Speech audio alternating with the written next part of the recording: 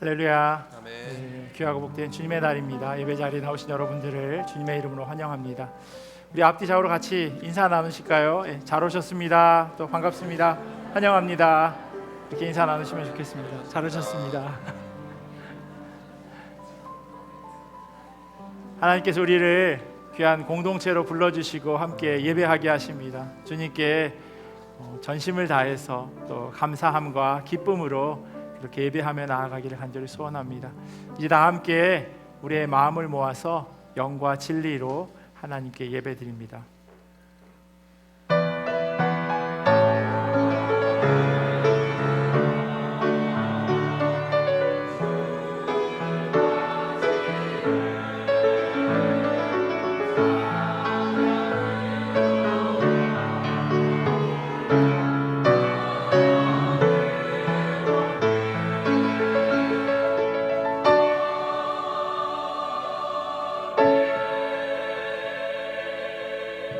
나의 영혼이 잠잠히 하나님만 바라며 나의 구원이 그에게서 나오는도다. 오직 그만이 나의 반석이시요 나의 구원이시요 나의 요새이시니 내가 크게 흔들리지 아니하리로다. 아멘. 우리 다 자리에서 일어나셔서 우리 찬송가 31장으로 하나님 찬양하겠습니다.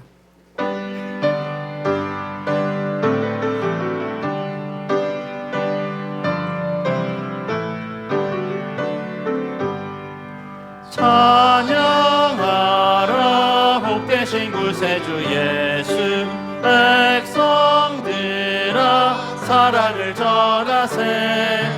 경배하라 하늘의 천군과 천사, 주님 앞에 영광을 돌리세. 목자같이 우리를 지키시고 종일 품에 늘 안아주시니 찬양하라 높으신 권세를 찬양 찬양 찬양 영원히 드리세. 찬양하라 복되신 구세주 예수, 우리 대신 죽임을 당했네. 구주 예수 영원한 구원의 소망, 경배하며 겸손히 절하세. 찬양하라 우리 죄 지신 예수, 그의 사랑 한없이 크셔라. 찬양하라 높으신 권세를 찬양 찬양 찬양 영원히 드리세. 찬양하라 복되신 구세주 예수, 천사들아 즐겁게 찬양해. 구주 예수 영원히 다스리시니 면류관을 주 앞에 드리세.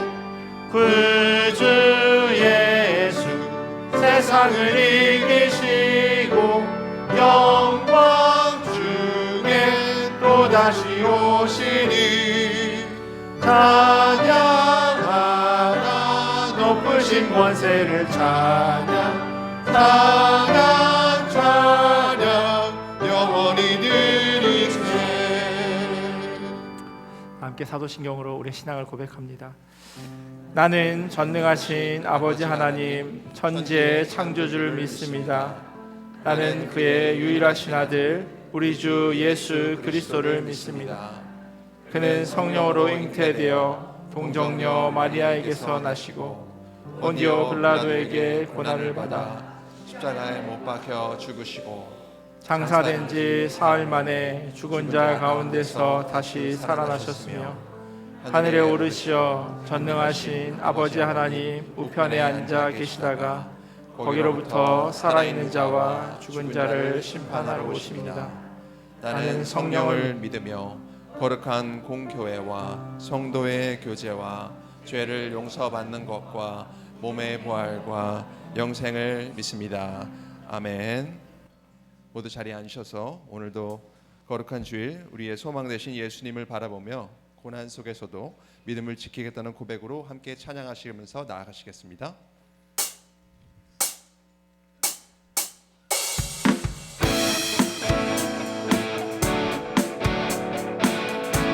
우리 소망 되시고 위로자 되시는 예수 그리스도를 찬양합니다. 예수 열방의 소망, 예수 우리의 위로자, 주님 온 땅에 영원한 소망. 예수 어둠 속의 빛, 예수 변함없는 진리, 주님 온 땅에 빛이 되시네. 선포합니다. 우리 위해 죽으시고 다시 사신 생명의 주, 주님만이 소망이요 변함없는 반석이라, 주님만이 온 세상을 비추시네. 또 죽음에서 구하신 우리 그 주 영광의 왕, 주를 믿는 모든 나의 소망 되신, 주를 믿네. 우리 빛이 되시며 변함없는 진리이신 예수 그리스도를 찬양합니다. 예수 열방의 소망, 예수 우리의 위로자, 주는 온 땅에 영원한 소망. 예수 어둠 속의 빛, 예수 변함없는 진리, 주는 온 땅에 빛이 되시네. 우리를 위해 죽으시고 다시 사신 생명의 주, 주님만이 소망이요 변함없는 반석이라, 주님만이 온 세상을 비추시네. 또 죽음에서 구하신 우리 그 주 영광의 왕, 주를 믿는 모든 나의 소망 되신, 주를 믿네. 한 번 더 고백하시면서 나아가시겠습니다. 우리를 위해 죽으시고 다시 사신 생명, 우리를 위해 죽으시고 다시 사신, 한 번 더 고백합니다. 우리를 위해 죽으시고 다시 사신 생명의 주, 주님만이 소망이요 변함없는 반석이라, 주님만이 온 세상을 비추시네.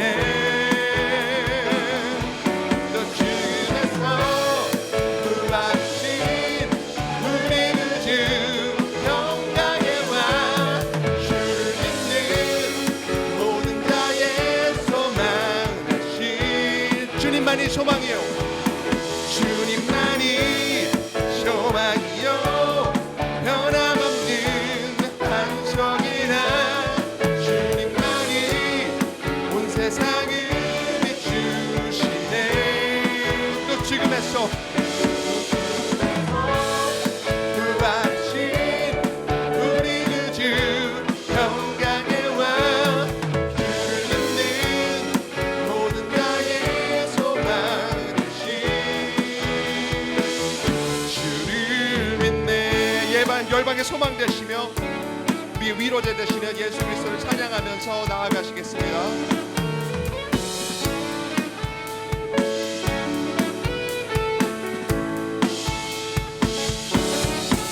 오늘도 하나님께 영광의 박수, 감사의 박수 올려드리겠습니다.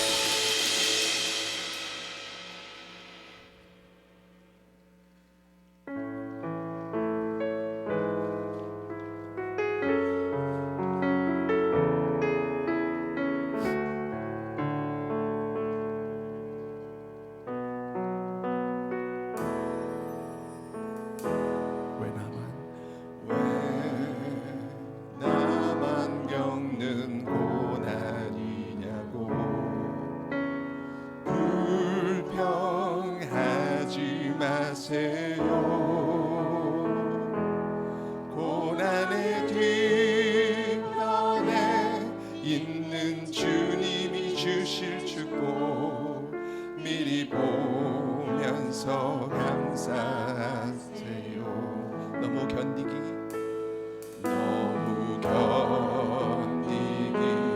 힘든 지금 이 순간에도 주님이 일하고 계시잖아요. 남들은 지쳐 앉아 있을지라도 당신만은 일어서세요. 힘을 내세요. 힘을 내세요. 힘을 내세요. 주님이 손잡고 계시잖아요. 주님이 나와 함께함을 믿는다면 어떤 역경도 이길 수 있잖아요. 왜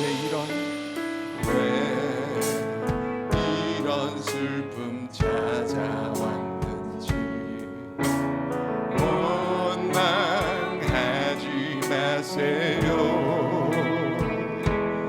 당신이 잃은 것보다 주님께 받은 은혜 더욱 많음에 감사하세요.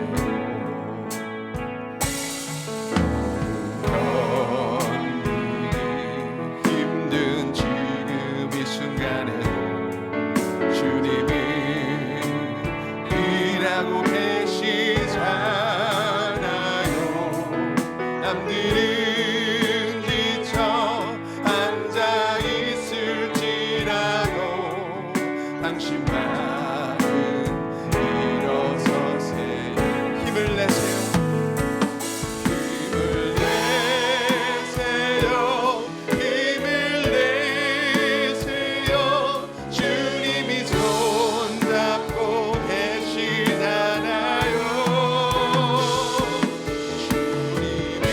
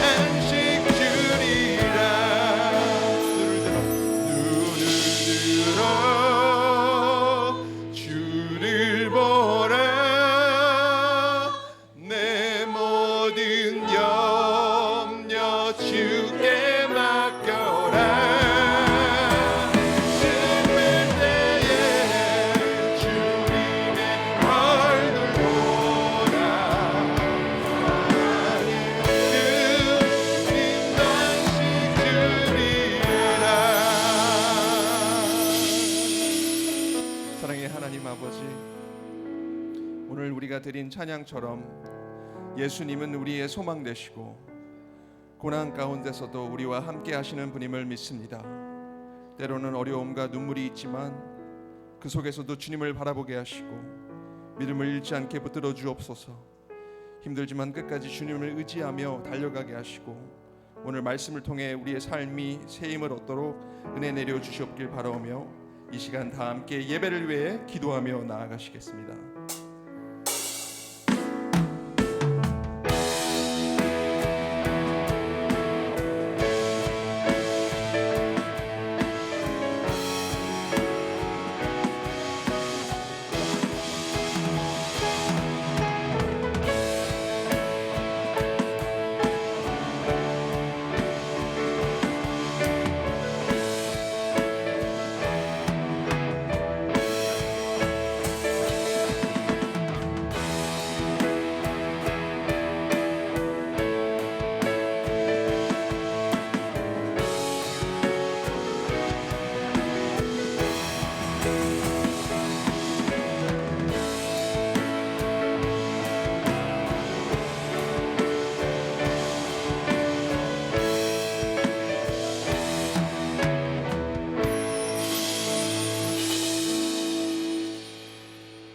저희들의 영원한 피난처시며 환난 날에 지켜주실 만군의 주 여호와 하나님, 항상 저희들을 거룩한 자리를 진리로 인도하시고 날마다 신성한 은혜로 채워주시니 감사드립니다.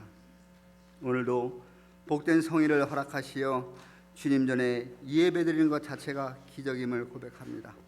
세상에 주는 즐거움에 믿음 생활을 게을리했던 저희들이 변화하여 주님 전에 나와 굴복함이 저희들 인생에서 큰 기적이 아닌지요. 오 하나님 감사합니다. 지난 여름날 뜨거움으로 과실을 있게 하시고 이제 추수할 날이 가까워 온 상가들의 오곡백화를 내어주시니 감사드립니다. 온 만물이 결실의 기쁨으로 찬양함을 기이는 자는 듣게 하옵소서. 바닷가의 모래같이 지극히 작은 자요 죄인 중에 죄인인 무익한 저희들을 신령한 은혜로 존재감을 높여주시니 감사합니다. 방탕한 아들을 오늘도 기다리시는 주님, 인생을 살아오면서 헛된 것만 쫓아 빈 그물질을 하며 물 마시듯이 많은 죄를 범하였음을 회개합니다. 죄성으로 인하여 영적으로 지쳐있는 저희들에게 찾아오셔서 저 깊은 곳에 그물을 치라 하시면 그대로 행하겠습니다. 이 땅 위에 산다는 자체가 시험과 고난입니다. 괴로움과 고난을 바랄 자 그 어디에 있겠습니까? 몽에는 괴롭고 짐은 무거워도 갈 길 다하고 날이 저물어 쉴만한 물가를 찾을 때, 안식하고 싶을 때 힘 있는 도움의 손길이 저희들을 붙잡아 이끌어 주실 것을 믿습니다. 두드리던 문이 마침내 열려 주님 배울 날이 멀지 않았음을 알게 하옵소서. 가훈과 웃기는 제자들의 발을 씻겨 겸손을 실천으로 보여주신 주 예수님, 저희들을 향한 사랑의 도를 깨우쳐 저희들도 서로 사랑하기를 힘쓰게 하옵소서. 그래서 겸손하고 온전한 순종과 거룩한 믿음 속에서 하나님의 뜻을 받들고 사는 남은 인생 되도록 도와주옵소서. 주님의 말씀을 사모합니다.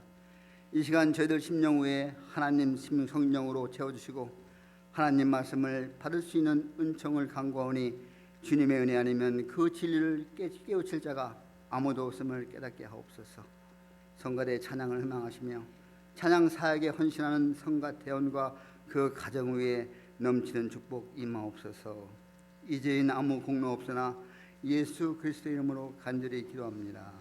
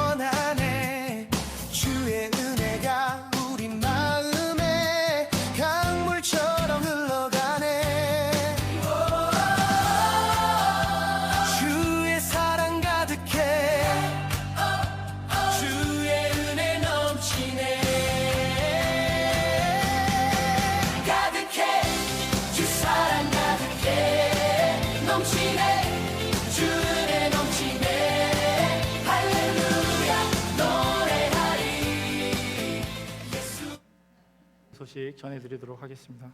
광고 잘 보셨죠? 예. 제가 오늘 일부 예배 때는 그 명랑 탁구 대회 광고를 빠뜨려가지고 관계자분으로부터 꼭 광고해달라고 말씀을 제가 전해드려서 제가 잊어버릴 것 같아서 먼저 광고를 영상을 띄웠습니다. 네. 오늘 방문한 분이 계셔서 잠깐 소개 먼저 하도록 하겠습니다. 노승우 성도님하고 그 아내 되시는 김수람 성도님 계시는데요. 어디 계시는지 여기 앞에 계시는군요. 반갑습니다. 네.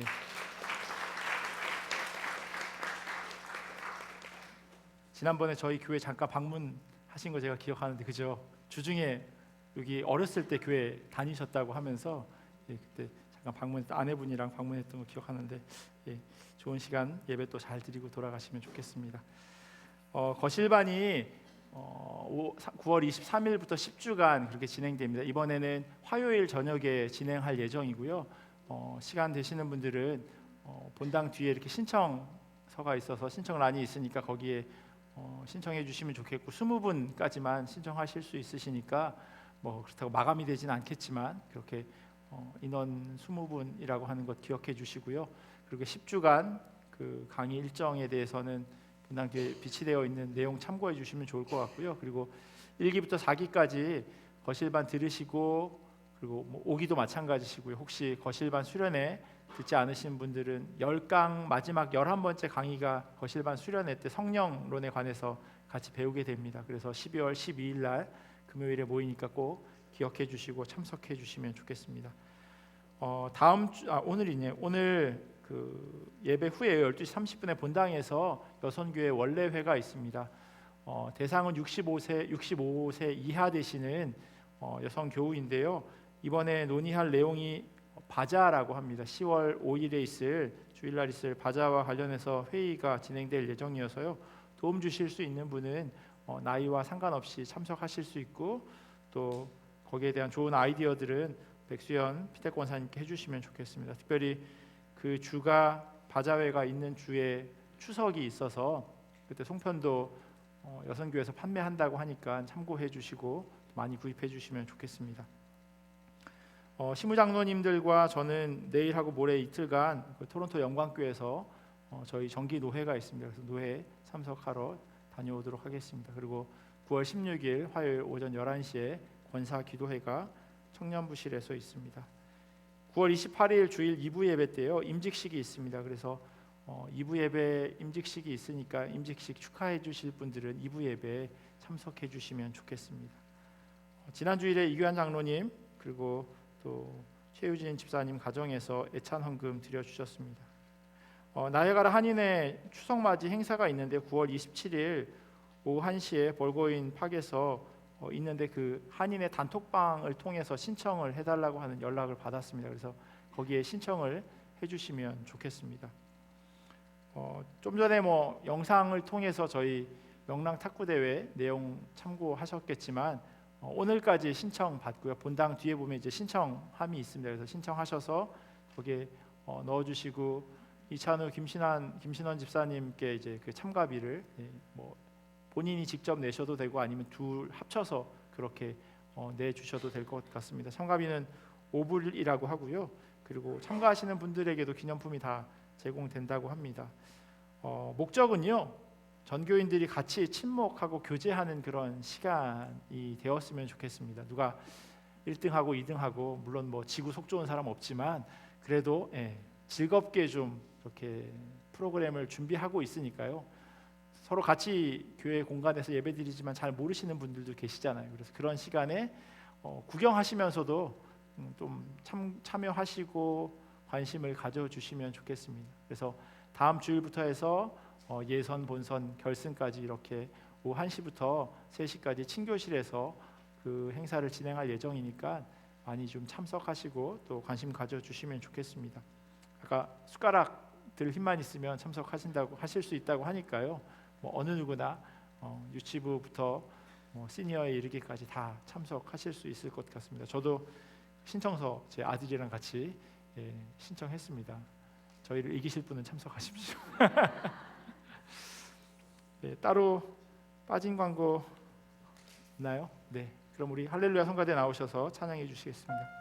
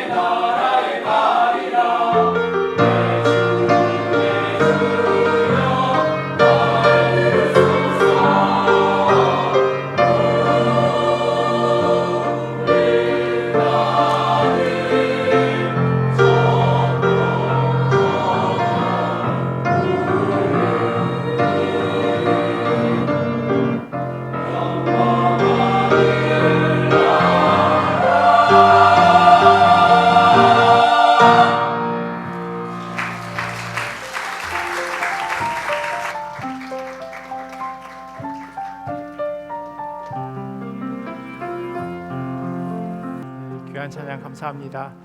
우리 성가대 항상 수고하고 있는데요. 더 많이 조인하실 수 있습니다. 여러분들께서 관심 가지시고 또 찬양하고 싶으신 분들 계시면 같이 성가대 조인하셔서 하나님 찬양하는 그 사역에 같이 마음을 해주시면 좋겠습니다. 우리 하나님 주신 말씀 같이 보도록 하겠습니다. 오늘 우리에게 주신 하나님의 말씀은 디모데후서 2장 1절에서 7절까지 말씀입니다. 우리 몸이 불편하지 않으시면 자리에서 일어나셔서 하나님 주신 말씀 같이 보겠습니다. 디모데후서 2장 1절에서 7절까지 말씀입니다. 한 절씩 교독하고 마지막 7절은 함께 읽겠습니다. 내 아들아, 그러므로 너는 그리스도 예수 안에 있는 은혜 가운데서 강하고 또 내가 많은 증인 앞에서 내게 들은 바를 충성된 사람들에게 부탁하라. 그들이 또 다른 사람들을 가르칠 수 있으리. 너는 그리스도 예수의 좋은 병사로 나와 함께 고난을 받으라. 병사로 복무하는 자는 자기 생활을 얽매이는 자가 하나도 없나니 이는 병사로 모집한 자를 기쁘게 하려 함이라. 경기하는 자가 법대로 경기하지 아니하면 승리자의 관을 얻지 못할 것이며 농부가 곡식을 먼저 받는 것이 마땅. 함께 읽겠습니다. 내가 말하는 것을 생각해 보라. 주께서 범사에 내게 총명을 주시리라. 아멘. 하나님의 말씀입니다. 자리에 앉겠습니다. 지난주일 설교를 간단하게 요약해 드리도록 하겠습니다. 사도 바울의 그 편지를 통해서 사랑한다고, 그래서 아들이라고 여겼던 디모데에게 복음 전하는 데 있어서 고난받는 것에 대해서 이상하게 여기지 말아라 라고 그렇게 편지하였습니다. 복음을 전하다가 경험하게 되는 고난이라고 하면요, 단순히 전도하다가 사람들에게 무시당하는 그런 속상한 일을 겪게 되는 것으로 좁혀서 생각할 수도 있습니다. 예를 들면 마트 앞에서 전도지를 이렇게 나눠주거나 하는 일로 생기는 그런 무시 같은 거죠. 물론 속상한 일입니다. 그러나 우리가 이런 일과는 결이 다른 경험을 사실 일상에서 하고 있습니다. 가족이나 친구들 혹은 직장 동료들 가운데서 교회 다니지 않는 사람들과 교회 얘기, 신앙 얘기하는 것을 조금 주저합니다. 왜냐하면 이 일로 관계가 훼손되는 걸 원하지 않기 때문이죠. 하지만 그렇다고 우리에게 허락하신 주님의 명령을 무시할 수도 없습니다. 그러기에 사도 바울이 말하는 것보다 폭넓은 시선으로 우리의 삶에 적용하고 이해하면 좋을 것 같습니다. 복음을 전한다라고 하는 것은요, 내가 복음이 좋다는 것을 먼저 아는 겁니다. 여기에서 출발해야 합니다. 만약 내가 전하는 복음이 그렇게 좋다면 당연히 그 복음대로 내가 먼저 살게 되겠죠. 그리고 나서 직접 전하는 것은 그 다음 이어지는 행동일 겁니다. 이거 맛있어라고 말하면서 다른 사람에게 권하는데 정작 자신은 그걸 먹지 않는다면, 그렇다면 그걸 어떻게 맛있는 거라고 생각하겠습니까? 그리고 그걸 받아든 사람은 어떻게 이 사람을 믿고 그걸 먹을 수 있겠습니까? 그러니까 복음을 전하는 데 있어서의 고난이라고 하는 말은요, 결국 그 복음을 내 삶 속에 살아내면서 겪게 되는 손해나 그 억울함에 대해 이상하게 여기기보다는 오히려 주님 말씀대로 내가 잘 살고 있구나 라고 하는 확인 도장으로 여기는 것이 더 맞습니다. 그 예가 바로 사도 바울이 감옥에 갇힌 것에 대해서 부끄러워하지 않는다라고 말한 대목입니다. 왜냐하면 자신은 주님 맡기신 책임을 잘 감당했으니까요. 그 결과가 감옥이라고 해도 전혀 남 부끄러워하지 않는 겁니다. 이와 같은 일을 혼자 감당하는 것은 쉽지 않습니다. 그래서 동역자와 함께 그 일을 하라고 권면하였습니다. 기독교 공동체인 교회는요, 바로 그런 일을 배우고 훈련하는 곳입니다. 우리의 본성이 주님의 부르심을 감당하는 것을 익숙해하지 않게 당연히 연습이 필요하죠. 그러니 혹 교회에서 상처받는 일을 경험하게 된다면, 물론 마음 아픈 일이고 속상한 일이지만 저 사람도 지금 연습 중이구나, 아직 완전하지 않아서 그렇구나라고 생각해 주시면 좋을 것 같습니다. 오해하실 수 있는데요, 교회라고 하는 곳은 완전한 사람들이 모이는 공동체가 아닙니다. 주님이 원하시는 장성한 분량에 이를 때가 오게 될 겁니다. 그때까지 우리 모두에게는 시간이 필요합니다. 단시간에 결과가 나오기 어렵죠. 이처럼 오랜 시간 수고해야 결과가 나오는 것이 참 많이 있습니다. 어쩌면 대부분이 여기에 포함되는 것일 수도 있습니다. 제가 살이 좀 쪄서요, 양복이 되게 타이트해졌어요. 그래서 숨을 가급적이면 천천히 쉬려고 합니다. 그러다가 생각한 게 이제 간단한 운동을 이제 해야 되겠다라고 생각하고요. 그러면서 제가 풀업, 턱걸이를 하기 시작했습니다. 말은 간단한 운동인데 생각처럼 쉽지가 않아요. 왜냐하면 제가 올 초 생일에 생일 선물로 턱걸이 그 봉을 사달라고 했어요. 그래서 이제 그 문 틀에다 거는 그걸 샀어요. 근데 한 개도 못 하더라고요. 팔을 쭉 폈다가 이걸 그냥 그 발을 제 턱까지만 당기면 되거든요. 이건 제 몸무게 때문이 아니라 아마 중력 때문인 것 같은데요. 그 쉬운 걸 하나도 못 하더라고요. 그래서 안 되겠다 싶어서 밴드의 도움을 받았습니다. 그 바에다 이렇게 걸어서 밴드가 약간 탄력이 있으니까 거기에 다리를 지탱해서 당기면 조금 쉽게 올라가는 거죠. 그렇게 오랜 시간을 해서 이제 한 개를 하게 됐어요. 웃을 일이 아니에요, 이게.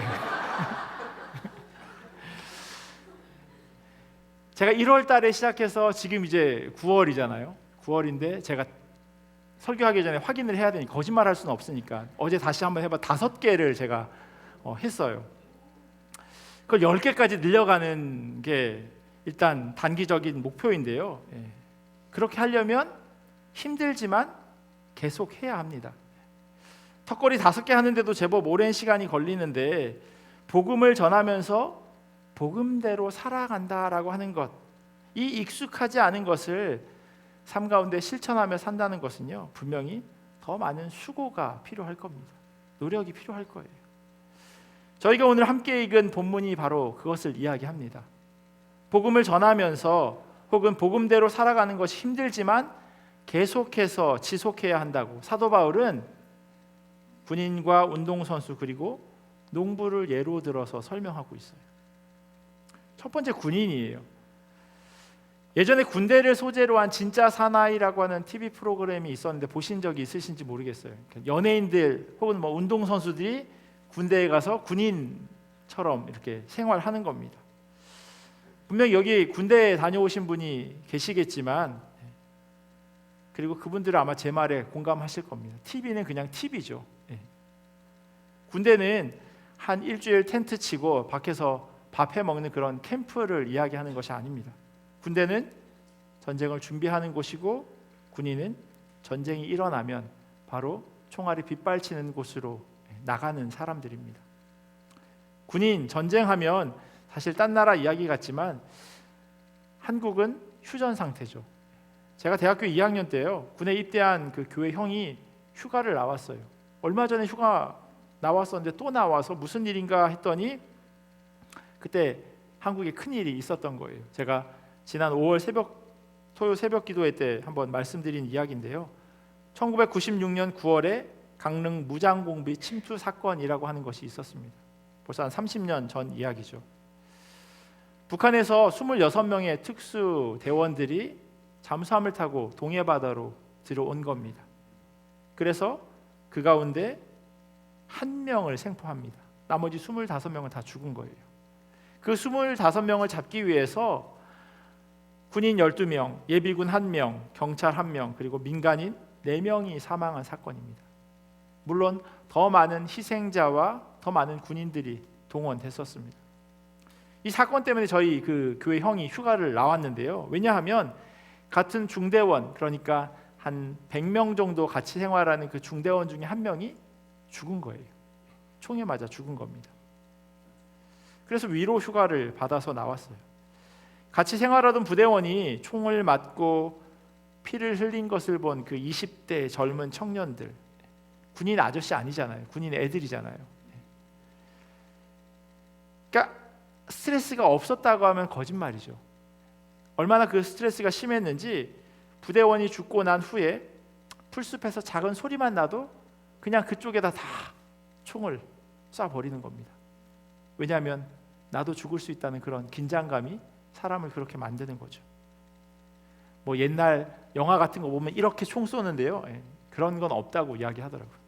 총을 다 이렇게, 왜냐하면 머리 내밀면 죽으니까. 부대원들의 눈을 보는데 평소랑 너무 달라 보였다는 겁니다. 이런 상황에서 살아남기 위해 군인들을 훈련합니다. 사도 바울은 디모데에게요, 그리스도의 제자된 삶을 이 군인에 비교하고 있습니다. 바울은 여러 차례 감옥에 갇힌 경험이 있습니다. 그리고 이 편지를 쓰는 지금도 감옥에 있는 상황이에요. 감옥에서 자연스럽게 로마 병사들을 관찰할 수 있었고요. 군인의 모습과 그리스도인이 너무나도 비슷한 것을 깨달은 겁니다. 3절 말씀 보시면요, 너는 그리스도 예수의 좋은 병사로 나와 함께 고난을 받으라 이야기합니다. 군인으로 살아남기 위해 훈련하는 것처럼 복음을 살아내는 사람들은 고난을 달게 받습니다. 사실 고난받는 걸 누가 좋아합니까? 사람들은 편하고 안락한 삶을 쫓아갑니다. 그리고 고난은 반드시 피하고 싶어 하죠. 그리스도인들 역시 고난을 즐거워하는 것은 아니지만 그 고난이 훈련으로 인해 생기는 것이라고 한다면 달게 받는 겁니다. 인권 변호사로 일했던 한승헌이라고 하는 분이 계세요. 원래는 검사였는데 본인과 맞지 않아 변호사를 하게 됩니다. 그때가 언제냐면요, 박정희 대통령이 장기 집권하던 때였대요. 그런데 그 장기 집권을 반대하던 박형규 목사를 변호하다가 기독교 신앙을 접하게 된 겁니다. 나중에 감사원장도 하게 되고 지금은 돌아가셨는데, 그분이 그리스도인을 한마디로 이렇게 정의합니다. 사서 고생하는 사람. 사서 고생하는 사람들이 그리스도인이라고 그렇게 이야기합니다. 그런데 사실 이건요, 사도 바울의 표현이기도 합니다. 골로새서 1장 24절에 보면요, 나는 이제 너희를 위하여 받는 괴로움을 기뻐하고 그리스도의 남은 고난을 그의 몸된 교회를 위하여 내 육체에 채우노라 라고 이야기합니다. 사도 바울은 고난을 기쁘게 여긴다고 말하고 있어요. 뿐만 아니라 갈라디아서에서는요, 이 고난으로 인해 생긴 상처에 대해서 이야기합니다. 이후로는 누구든지 나를 괴롭게 하지 말라. 내가 내 몸에 예수의 흔적을 지니고 있노라. 그걸 자랑으로 이야기하고 있어요. 턱걸이처럼 반복해서 훈련하면요, 그것이 몸에 배이게 되고 습관이 됩니다. 처음에는 익숙하지 않고 힘들지만 훈련이 그 사람으로 하여금 그걸 잘 해나가게끔 만듭니다. 성경에 기록된 가장 훌륭한 위대한 군인 하면 아마도 다윗을 손꼽을 수 있을 겁니다. 다윗의 원래 직업은 양치는 목자였어요. 다윗이 아버지의 심부름으로 전쟁터를 방문했을 때 골리앗이 이스라엘을 상대로 40일 동안 계속해서 싸움을 걸고 있었어요. 그리고 그 소리를 다윗이 듣습니다. 다윗이 진중에서 사람들에게 자초지정을 물으면서 돌아다니고 있는 걸 사울에게 전하게 되고요. 그래서 사울 앞에 다윗이 서게 됩니다. 다윗은 너무나도 당돌하게 사울에게 이렇게 이야기해요. 그로 말미암아 사람이 낙담하지 말 것이라 주의 종이 가서 저 블레셋 사람과 싸우리이다 라고 이야기합니다. 사울 왕은 다윗에게 자기의 갑옷을 벗어줘요. 하지만 다윗은 그것을 거절하고 시냇가에 가서 돌 5개를 골라서 주머니에 넣고 골리앗 앞에 섭니다. 아마 여러분들이 잘 알고 계시는 내용일 거예요. 그 돌을 흔히 물맷돌이라고 이야기하죠. 조그마한 조약돌이 아니라 주먹만한 돌 5개를 챙긴 겁니다. 이 힘이 얼마나 대단한지를요, 카이스트 박사 출신인 최강식 교수님이 쓰신 그 다윗 대통령이라고 하는 책에 이렇게 설명되어 있어요. 다윗은 원 운동의 과학을 이용했다. 일정한 속도로 일정한 원을 그려 돌리다가 놓는 순간 목표물을 향해 날아가게 되는데, 이때 파괴력은 충격 에너지로 돌의 무게와 속도의 제곱에 비례한다. 그리고 날아가는 속도는 시간당 회전수와 원의 반지름에 비례한다. 무린매 줄과 다윗의 팔 길이를 합친 길이가 반지름이라고 한다면 그 값이 총 3m이고 1초에 2, 3회 속도로 돌리다가 그것을 놓는다면 그 순간에 날아가는 속도는 고등학교 물리 시간에 배운 원운동 공식에 의해서 2 곱하기 원주일 곱하기 회전수 곱하기 반지름이 된다.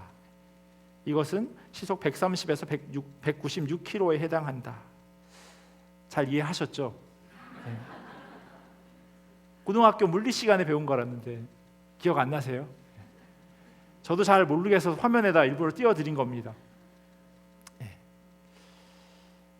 2 곱하기 원주율 3.14, 거기다가 초당 2, 3회 이렇게 무린매를 돌리는데 2, 3회 1초에 돌아간다는 거예요. 그리고 반지름이라고 하면 팔에서 끝까지, 그리고 다윗이 들고 있었던 그 줄길이 합쳐서, 그래서 한 3m 정도가 도는 거예요. 요즘 메이저리그 선수들이요, 투수들 가운데 100마일을 넘게 던지는 투수들을 흔하게 봅니다. 한 160km 정도 던지는 거죠. 이 정도 속도는요, 타석에서 헬멧을 쓰고 있는 그 선수들이 맞게 되면 뇌진탕에 걸릴 정도예요. 헬멧을 쓰고 있는 상태에서도.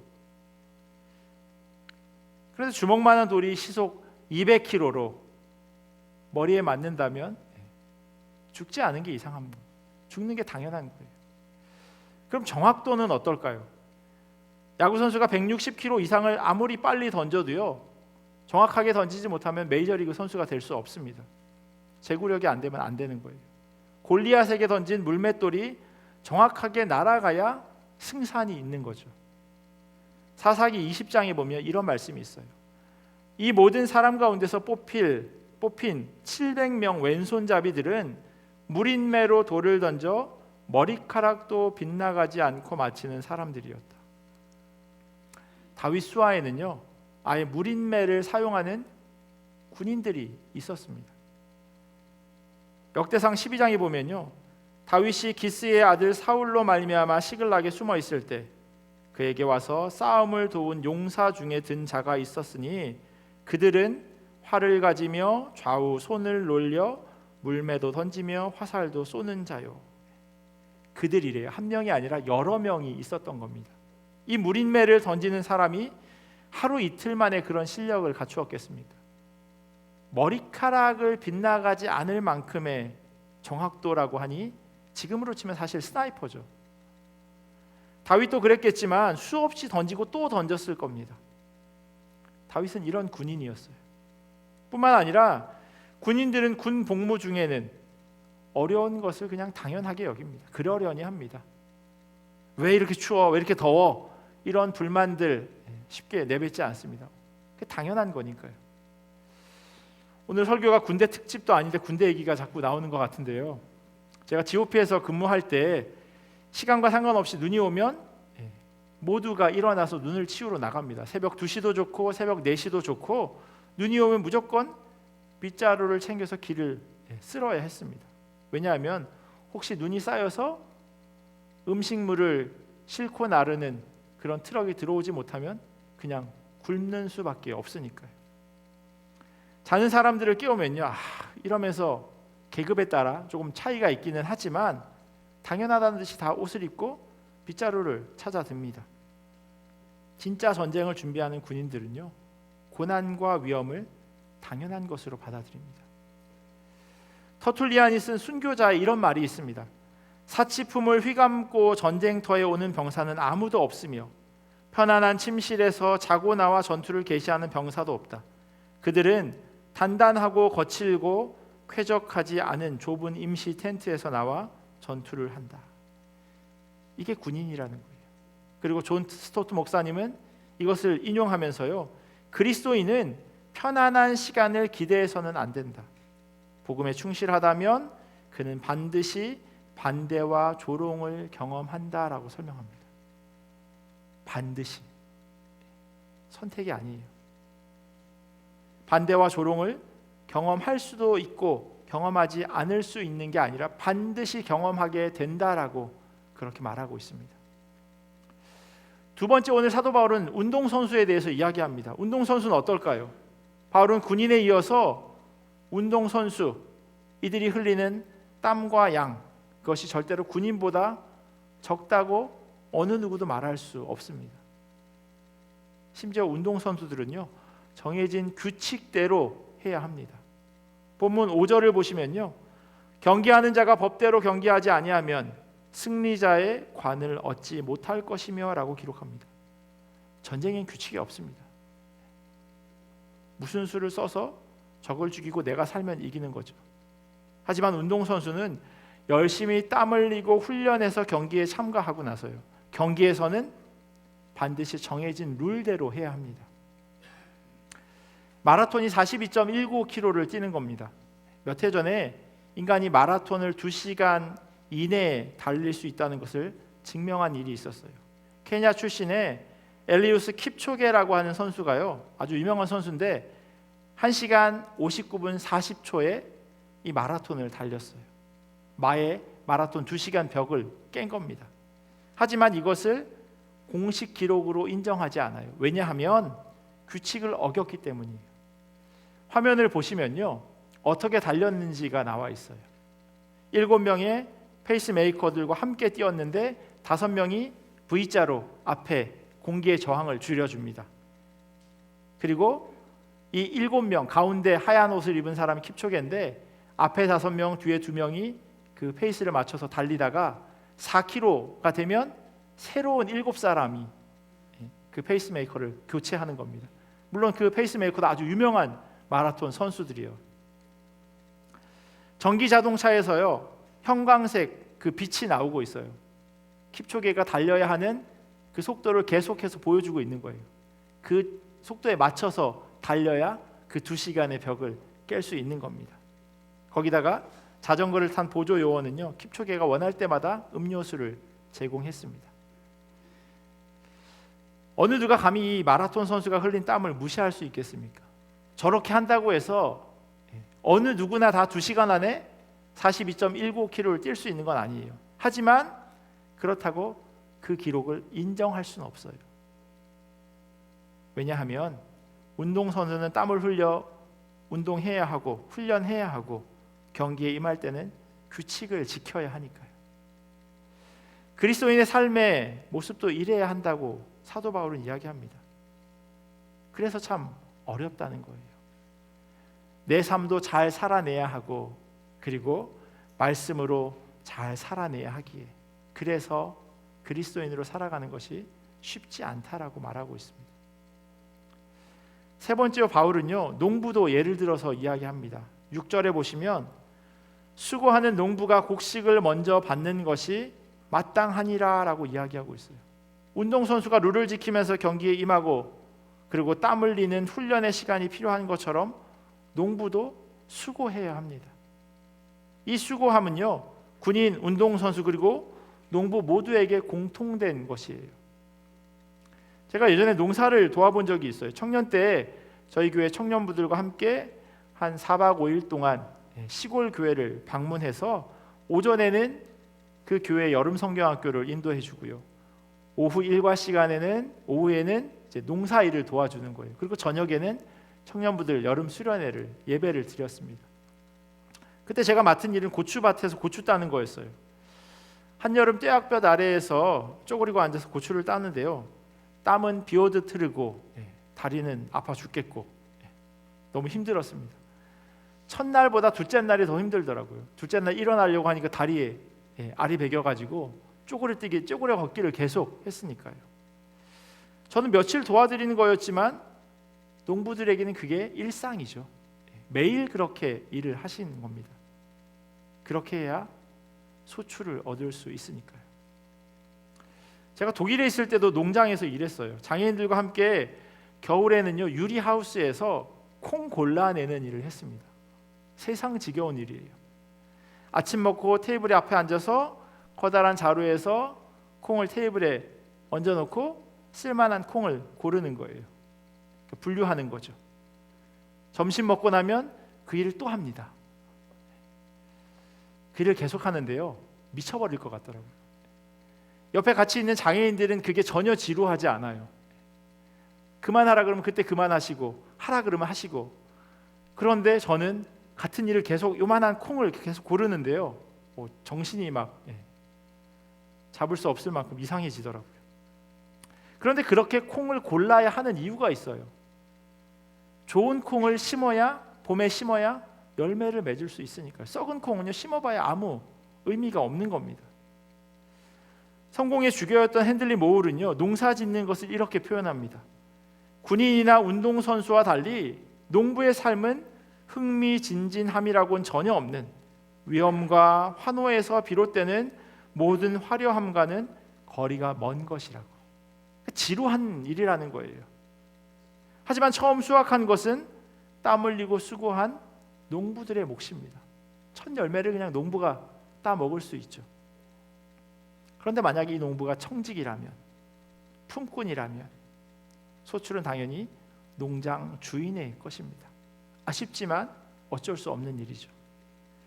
바울은 디모데에게 복음을 전하는 사람은 이래야 하고 복음을 살아내는 사람 역시 이와 같아야 한다고 설명하고 있습니다. 그 결과가 나의 수고와 노력의 결실이라고 자만하기보다는 그 일을 하도록 도우신 하나님의 은혜를 기억해야 한다고 말씀하고 있습니다. 이 모든 사람들의 공통점이 뭘까요? 그것은요, 고난을 참고 견디는 겁니다. 예수님의 훌륭한 군사답게 고된 훈련을 달게 참고 상관을 기쁘게 해주는 것이 군인이에요. 마라톤은 뛰다 너무 힘들어서 중간에 그냥 자전거라도 타고 가고 싶은 그런 마음이지만 그걸 꾹 참고 규칙을 잘 지키는 그렇게 운동 경기에 참여하는 사람, 그와 같은 모습이 그리스도인이라고 이야기합니다. 그리고 밤잠을 설쳐가며 수고하고 땀 흘려 소출을 얻는 농부 같은 삶을 사는 것이 그리스도인들입니다. 이런 사람들을 통해서 복음이 지금도 전해지고 있습니다. 그리고 주님께서 우리로 하여금 그 일을 감당하라 말씀하세요. 제가 오늘 본문 1절을 세번역 성경으로 다시 한번 읽어드릴게요. 그러므로 내 아들이여 딸이여 그리스도 예수 안에 있는 은혜로 굳세어지십시오. 주님께서 너무나도 사랑하시는 성도 여러분, 어느 누구의 땀 흘림과 수고함의 덕인지 알 수 없지만 우리는 예수 그리스도의 복음을 듣고 모두 이 자리에 앉아 있는 겁니다. 바울이 디모데에게 감옥에서 편지로 부탁한 것처럼 주님께서 오늘 우리에게 그러한 삶을 살라고 명령하고 계세요. 마지막 7절을 보시면요, 내가 말하는 것을 생각해보라. 주께서 범사에 내게 총명을 주시리라 말씀합니다. 오늘 말씀도 주님의 마음도 깨달을 수 있도록 그 능력을 성령님께서 우리에게 허락하신다 말씀하세요. 증인된 삶을 사시길 주님의 이름으로 간절히 부탁드립니다. 그것이 우리의 사명이에요. 하루아침에 되지 않습니다. 그러기에 힘들지만 계속해야 합니다. 맹수를 만나기 전 수없이 무린매를 던졌던 다윗처럼 땀 흘리며 복음을 살아내는 훈련의 시간이 우리에게 필요합니다. 다윗이 광야에서 홀로 주님과 깊이 대화했던 시간도 우리에게 필요하고 때론 실패를 맛보게 되기도 합니다. 하지만 그런 고난을 달게 받을 때 월계관을 얻을 수 있고 농부가 소출을 얻는 것처럼 주님께서 우리에게 큰 복을 허락하실 겁니다. 물론 그 복을 이 땅에서 받아 누리게 되실 것이고 후에 하나님 앞에 섰을 때도 받게 될 겁니다. 우리 모두 그렇게 하나님의 말씀대로 삽시다. 사랑하는 디모데에게 사도 바울이 한 이야기이고 오늘 우리에게 주님께서 하시는 말씀입니다. 그렇게 주님의 뜻을 이루며 살아가는 우리 모두가 되기를 예수 그리스도의 이름으로 간절히 축원합니다. 기도하겠습니다. 참 좋으신 하나님 감사합니다. 주님의 명령에 따라 병사로, 운동선수로, 농부로 그렇게 살아갈 수 있도록 인도하여 주시옵소서. 그들의 수고와 땀 흘림, 힘들지만 계속해 나가는 그 모습이 우리 인생 가운데 있기를 간절히 원합니다. 우리에게 명령하시고 부탁하신 그 주님의 소원을 온전히 이루어드리는 자들 되게 하시고 또한 그 일을 우리 홀로 하는 것이 아니라 주님께서 함께 이루도록 역사하실 것을 믿으며 온전히 순종하는 자들 되게 인도하여 주시옵소서. 감사하며 사랑이 많으신 예수님의 이름으로 기도합니다. 아멘.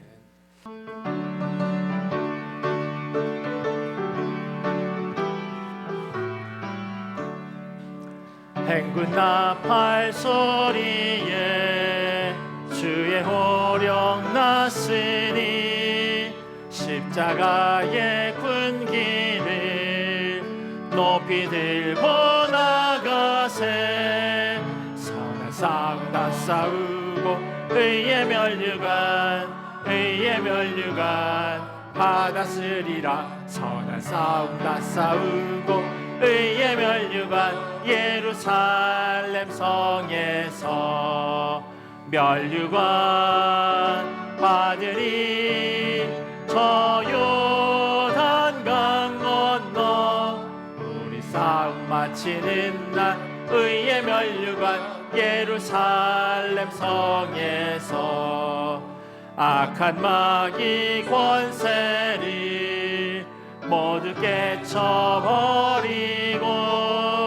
승리하신 주님과 승전가를 부르세. 선한 싸움 다 싸우고 의의 면류관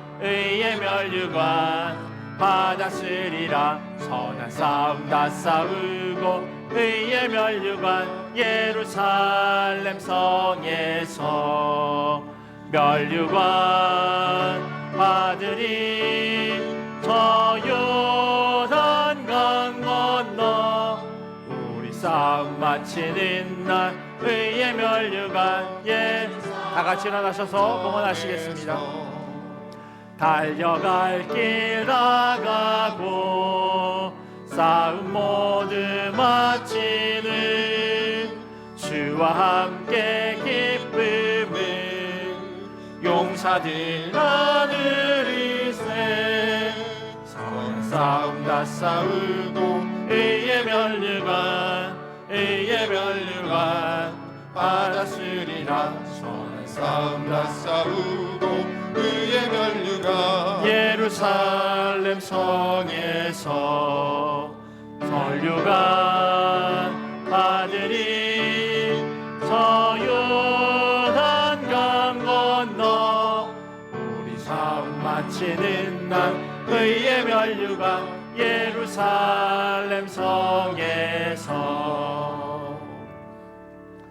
사랑이 넘치는 교회, 은혜가 풍성한 교회, 생일 감사, 지금까지 동행하여 생명 주심에 감사드립니다.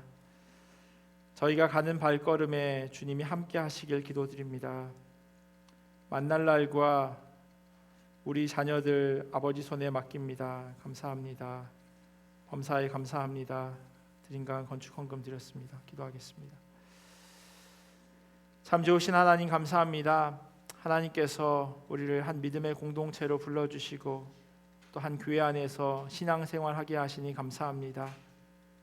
우리로 하여금 하나 되게 하시는 그 하나님의 은혜를 항상 기억하며 살아가게 하시고, 무엇보다도 지난 한 주간 우리의 삶 가운데 있어지는 때로는 어려움과 힘듦의 시간들도 다 이겨나가고 우리가 감사하고 기쁜 마음으로 즐거운 마음으로 주님 앞에 나와 예배드리게 하시니 감사합니다. 그 마음으로 우리의 물질을 주님 앞에 올려드립니다.